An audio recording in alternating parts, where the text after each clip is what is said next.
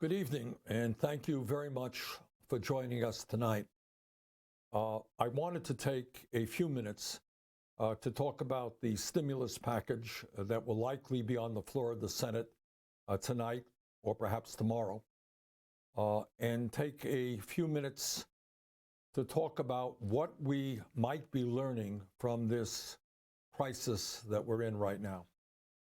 And let me begin by stating that this bill, the stimulus package, is obviously not the bill that I think anyone in the progressive community would have written. There is much in it that I dislike very much, and equally important, there is much that is not in it that should be in it. Further, as we speak right now, there are efforts by right-wing Republicans, Senator Graham and others, who are trying to undermine the compromise that was reached by significantly lowering the amount of money that many workers would be receiving as well as a result of this bill. And needless to say, that is something I will not allow to happen. Having said all of that, as a U.S. Senator, let me also state the very obvious, and that is that elections matter. Donald Trump is the president of the United States, and Republicans do hold a majority in the U.S. Senate. And under that reality, I cannot imagine that there is any bill that could get through the Senate and the White House that fully represents the needs of the working families of our country and that is not laden with large amounts of corporate welfare. That is the sad reality of where we are today. Further, what must be also acknowledged is that our country today faces the worst pandemic since the Spanish flu of 1918, which took 675,000 lives and infected 1/3 of the population.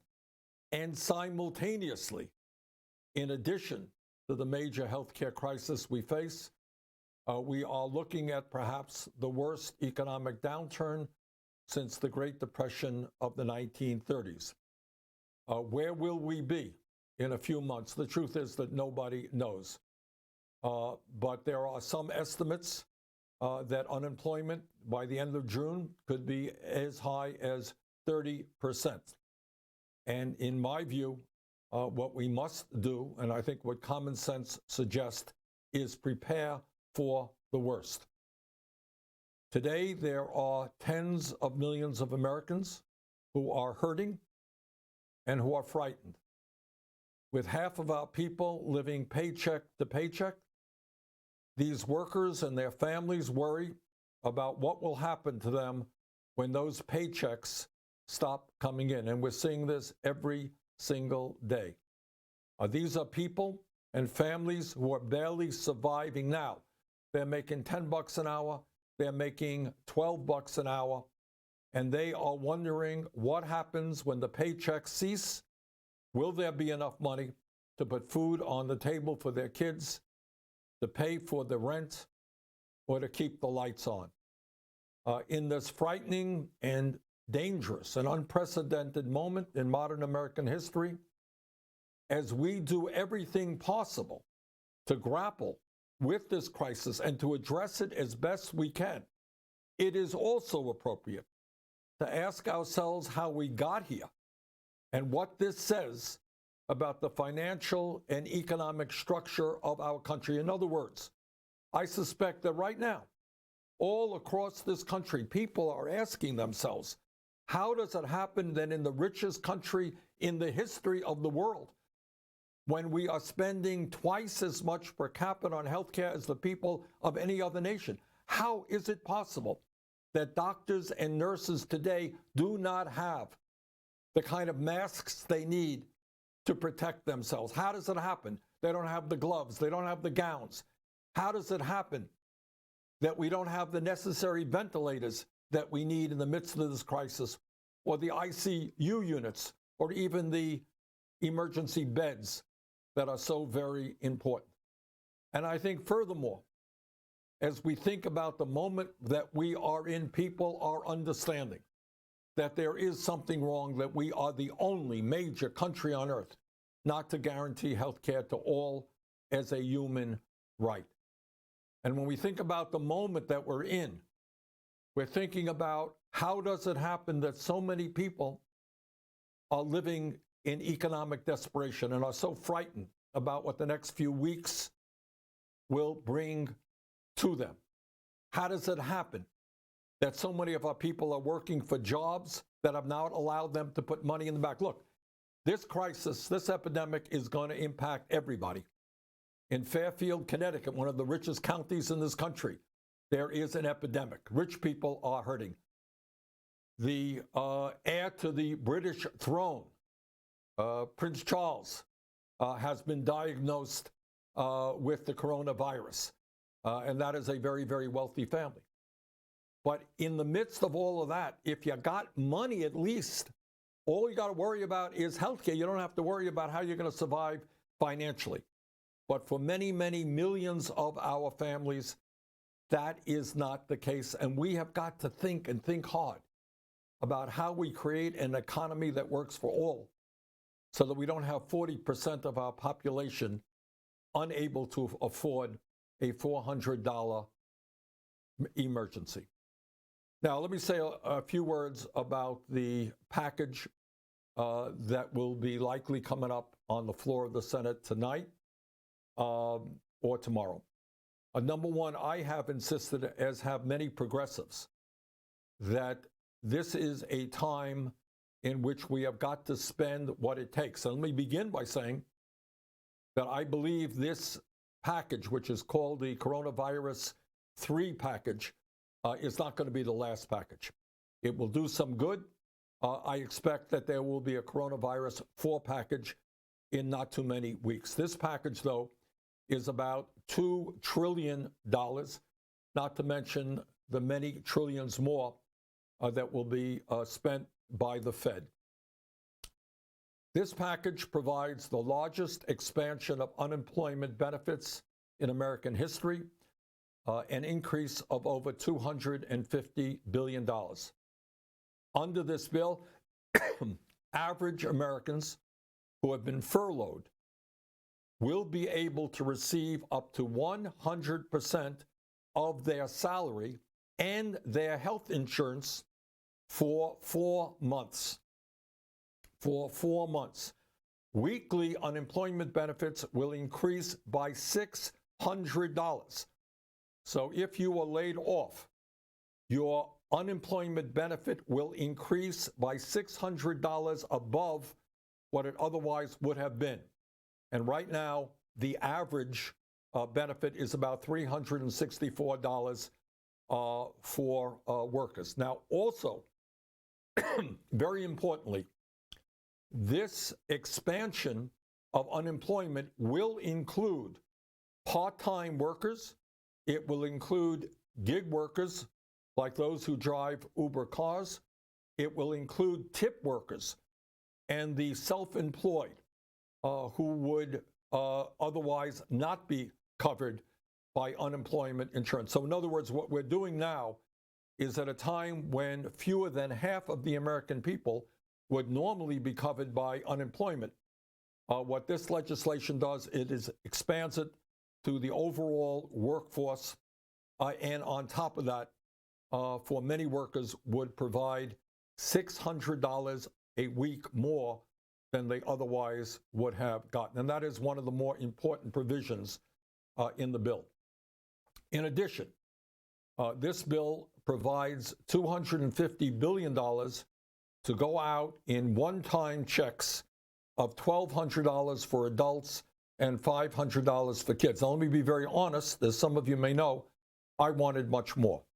I wanted every American family to be able to receive $2,000 every single month that we continue to exist within the crisis. So this does not do that. And this is clearly not enough to me, but that is what it is. As you may recall, Republicans originally wanted to provide smaller checks or no financial assistance to the poor or very low income Americans. In other words, I guess their mentality was that if you're poor, you deserve less, even though you're struggling more than anybody else. But that is not going to be the case now. The agreement will now provide the same financial assistance to poor and low-income Americans as the middle class. These checks will phase out for individuals making more than $75,000 a year and households making a combined income of more than $150,000. On top of that, there will be some $367 billion going out in loans to small businesses that, importantly, those loans could be forgiven if these small businesses do not lay off workers. And that is very, very important because the goal here is to try to maintain payrolls. As many of you may know, what is going on in the UK, what is going on in Denmark is, I think, the proper approach. What they are saying to employers is we will provide 80-90% of your payroll if you maintain those workers. They may be furloughed, they may be working at home, but we, the government in the UK, was 80%. And that is the direction I think we should have gone right here, but we didn't. There is another approach. But what, again, we are saying, what this bill says to small businesses is that the loans they receive could be forgiven if these businesses do not lay off workers or expand employment after the crisis is over. Furthermore, in this legislation, there is $150 billion that will be provided to states and cities who are today very desperate in terms of their need for a cash infusion to respond to the crisis. These are cities, these are states that are not bringing in the tax revenue that they need, and this infusion of cash will be able to make sure that they maintain payroll. You know, when we're talking about this crisis and we're talking about reaching out to people, you do that through the government, through the federal government, through the state government, through the local government. And if local and state workers are laid off, it will be virtually impossible to get the benefits out that are in this bill.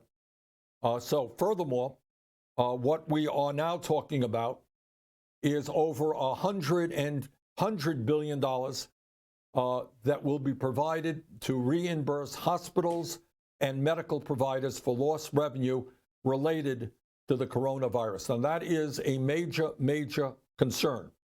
Right now, there are hospitals all over this country who fear that they will be overwhelmed with patients suffering from the coronavirus. They are now needing to expend money for ventilators, for ICU units, and the revenue that they normally are getting in for surgeries and other procedures is not coming in. So this is a desperate need, and there will be that money available to those hospitals all across this country.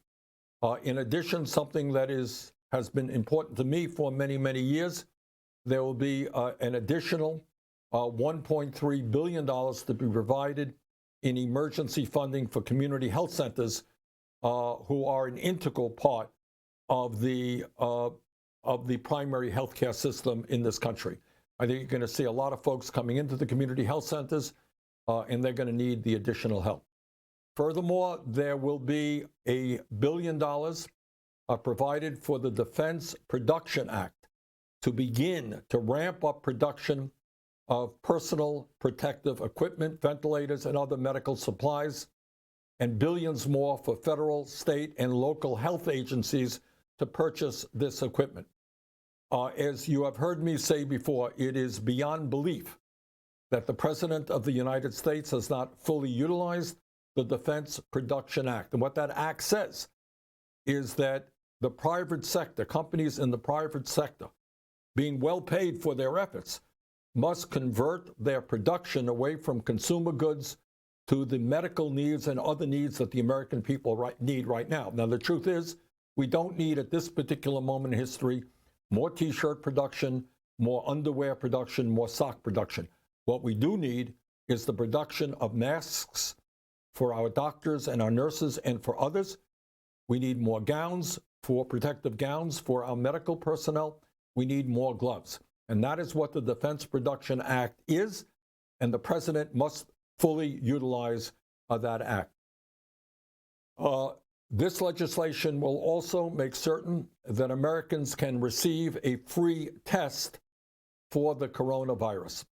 But unfortunately, and this is again sad, it is pathetic, but it is the world that we live in, the Republicans would not agree to make the treatment free. So right now, in the midst of this crisis, what this bill says, okay, the good news is if you can find a test, and that is another crisis, there aren't enough tests available around the country, you can get it free of charge, government will pay for it.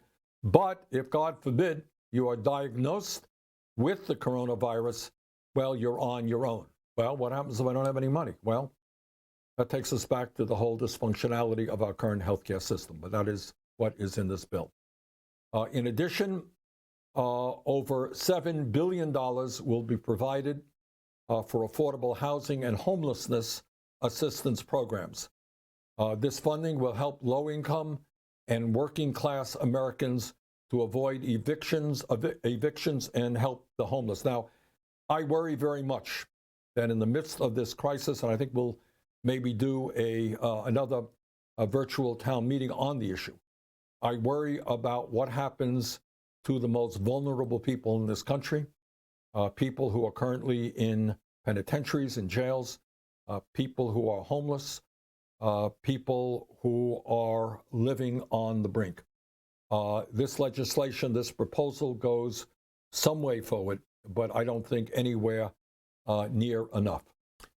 Furthermore, in the proposal, there will be $3.5 billion provided for the Child Care Development Block Grant to provide child care assistance to healthcare sector employees, emergency responders, sanitation workers, and other workers deemed essential during the response to the coronavirus. And I think the point here that everybody should appreciate is, yes, doctors and nurses and medical personnel are on the front line. They are working, they are putting their lives on the line to do everything they can to keep the American people healthy and prevent deaths.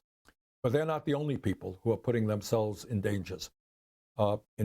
People who are working in grocery stores right now, who are interacting with many customers, people who are working in drugstores, police officers, firefighters, first responders, sanitation workers.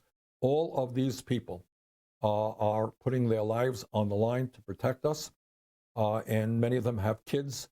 And what this provision does is say, okay, if you or your wife cannot be at home, there will be money available for child care for your children.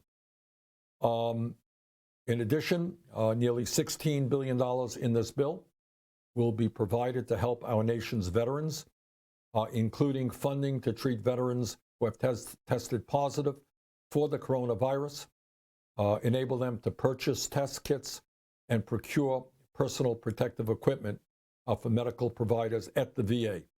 And in addition, some $590 million in dedicated funding to treat vulnerable veterans, including homeless veterans and those in VA-run nursing homes. So this is an effort to make sure that we understand that there are a lot of veterans out there who are in trouble, they're vulnerable, and they have got to be protected.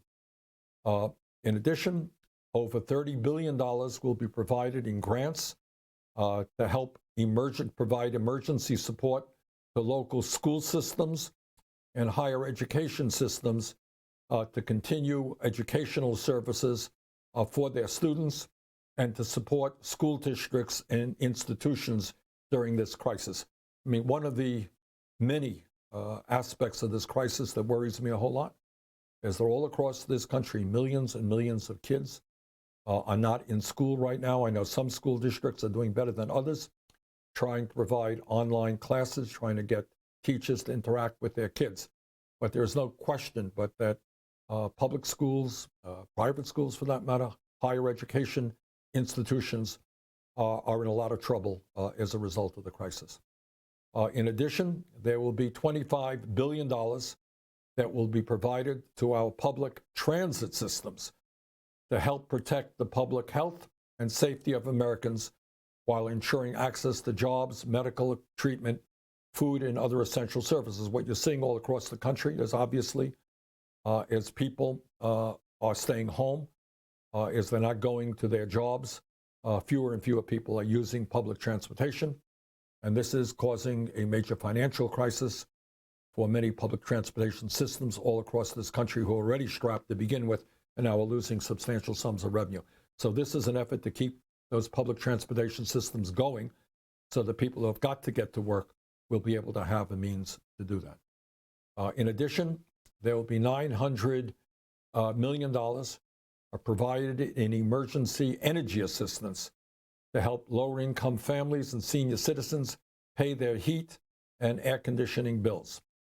Further, there will be $500 billion in business loans to be distributed at the discretion of the Treasury Department. And let me stop here, because this is, to my mind, the most problematic provision in the bill. And it concerns me, as I think it concerns many Americans, very, very much. You will all recall back in 2008, during the Wall Street bailout, there was a blank check written for Wall Street and for financial institutions, not only in this country, but all over the world. Central banks received trillions of dollars in zero-interest loans. Now, this bill, in my view, is a lot better than that 2008 Wall Street bailout bill, which I voted against. But I am very, very, very concerned about a $500 billion that will go out to the corporate world without, let me underline, without the accountability and transparency that is needed. We do not need, at this moment in history, to provide a massive amount of corporate welfare to large, profitable corporations. I think, as many of you are aware, you have industries like the airlines industries, among others, that have provided for stock buybacks, billions and billions of dollars for stock buybacks.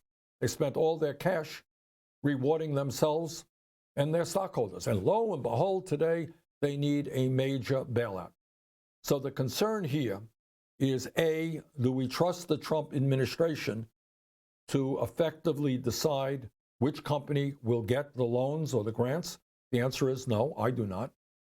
Do we think that these loans and grants during a political season will be used to benefit the president's election prospects? Absolutely, I do. So this is the most problematic aspect of this whole bill. $500 billion going out to corporations as determined by the administration.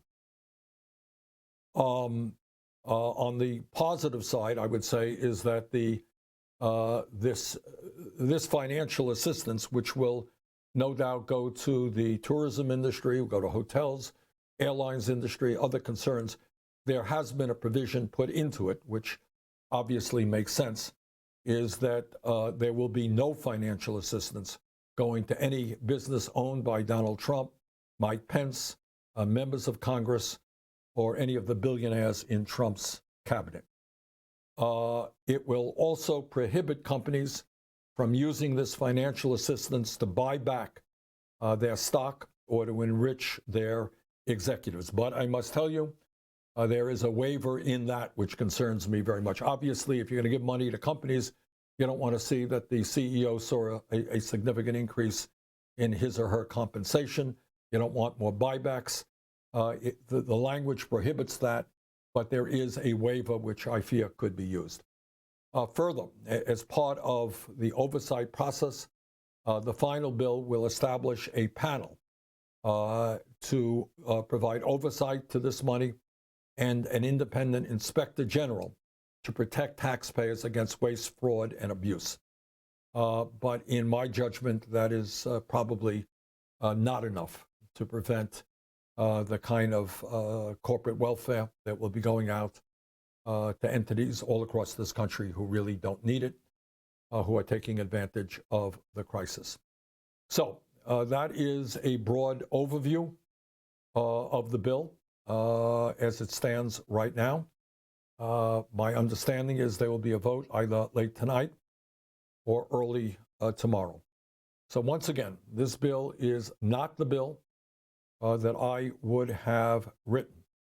On the other hand, it is a much stronger pro-middle class, pro-working class bill than was the 2008 Wall Street bailout. There will, in fact, be billions and billions of dollars going out to put desperately needed cash in the hands of workers, in the hands of lower income people, in the hands of families. There will be substantial sums of money going to hospitals who desperately need it. There will be substantial sums of money going to cities and towns and counties who are also in financial desperation. So that is kind of an overview of where we are right now.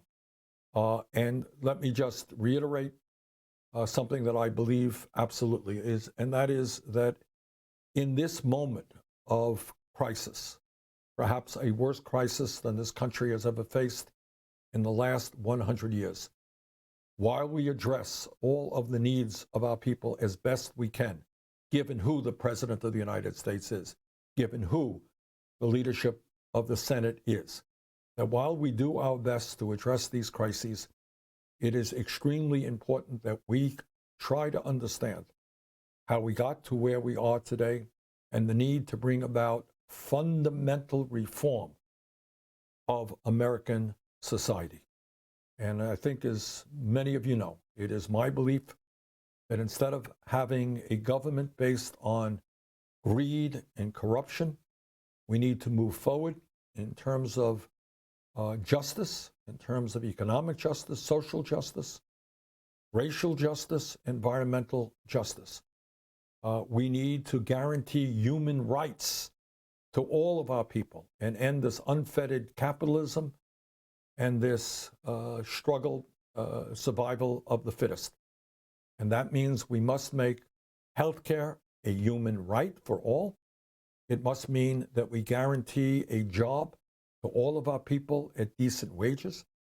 It must be that we understand that housing, affordable, high-quality housing, is a human right, that education is a human right, that when you turn on the water faucet in your house, you have the right to make sure that that water is clean and the air that you breathe is clean, and that when you reach old age, that you will retire with security and dignity. So the goal right now is to do our best, taking on Trump and the Republican leadership in the Senate, to fight for working families. But in addition to that, our goal is to create an America that works for all of us and not just the few and the powerful. Good evening, and thank you very much.